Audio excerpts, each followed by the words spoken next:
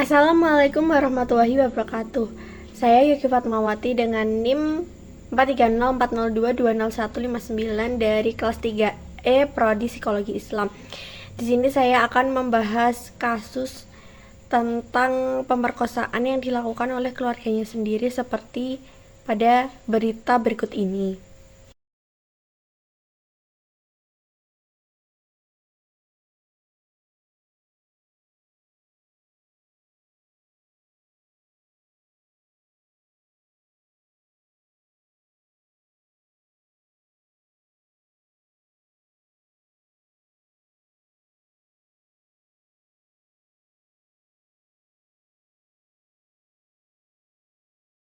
Diperkosa, jadi tidur siang itu yang pertama kali yang melakukan adalah mbakungnya. Kemudian pada malam harinya itu gantian Pak Leknya sekitar jam 9 sampai setengah 10. Kemudian subuhnya gantian bapaknya, dan itu dilakukan terus sampai selama 5 hari, mulai tanggal 1 sampai tanggal 5 Agustus. Nah, ini secara bergantian seperti itu dan saling tidak tahu. Jadi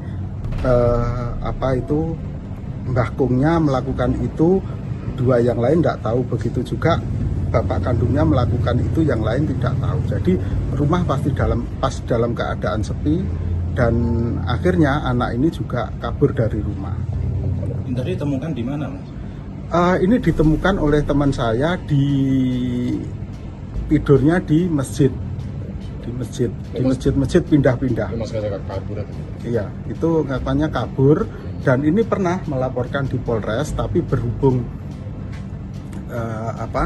tidak ada saksi, kemudian juga tidak membawa identitas, ya dianggap angin lalu gitu aja. Nah, pada kasus ini menggambarkan situasi yang sangat menggemparkan dan tragis di mana seorang gadis 17 tahun telah menjadi korban pemerkosaan oleh 3 anggota keluarganya sendiri. Dalam perspektif psikologi sosial, ini ada beberapa teori yang dapat memberikan pemahaman lebih dalam tentang kasus ini dan solusi yang mungkin diperlukan. Yang pertama itu ada teori trauma dan stresor berat dari Judith Herman. Teori ini menggarisbawahi dampak jangka panjang dari trauma yang dialami oleh individu. Dalam kasus ini, gadis tersebut telah mengalami stresor berat akibat pemerkosaan berulang yang dilakukan oleh 3 anggota keluarganya. Dampak trauma seperti ini dapat berdampak serius pada kesehatan mental dan fisiknya. Oleh karena itu, penanganan psikologis yang tepat dan dukungan emosional sangat penting untuk membantu pemulihannya. Yang kedua yaitu ada teori kelompok dan kekuatan sosial dari Muzaffar Sherif. Teori ini menyoroti bagaimana individu terpengaruh oleh kelompok sosialnya. Dalam kasus ini, keluarga yang seharusnya menjadi sumber dukungan dan keamanan justru menjadi pelaku kekerasan. Dukungan sosial dari masyarakat setempat dan dukungan ibu kandungnya membantu memecahkan isolasi sosial yang mungkin dialami oleh korban dan memberikan dukungan yang diperlukan untuk pemulihan.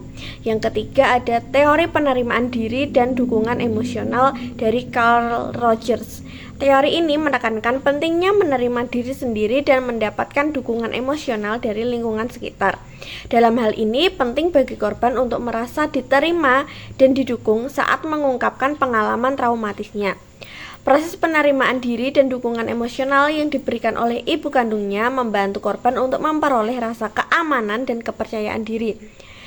Solusi dari perspektif psikologi sosial yaitu melibatkan dengan pendekatan holistik yang meliputi dukungan psikologis, medis, dan hukum.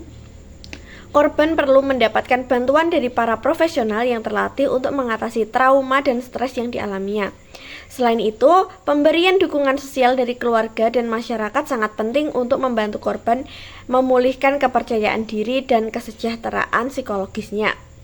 Pendidikan dan kesadaran masyarakat juga diperlukan untuk mengubah pandangan terhadap kekerasan dalam rumah tangga dan memastikan korban mendapatkan perlindungan yang layak serta keadilan yang pantas. Hanya ini yang dapat saya sampaikan. Terima kasih. Wassalamualaikum warahmatullahi wabarakatuh.